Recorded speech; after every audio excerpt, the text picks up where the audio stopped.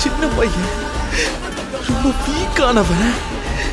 இங்க இருக்கிற எல்லாருமே ரொம்ப கோழத்தனமா இருக்காங்க.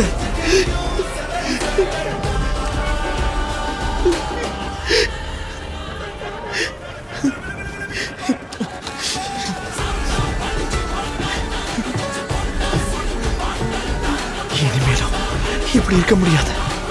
என்ன பண்ற? உனக்கு என்னாச்சு? நீ எதையாவது பாத்தியா?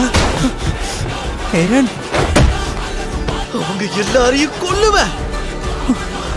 அவங்கள ஒருத்தரை கூட நான் உயிரோட விட மாட்டேன்.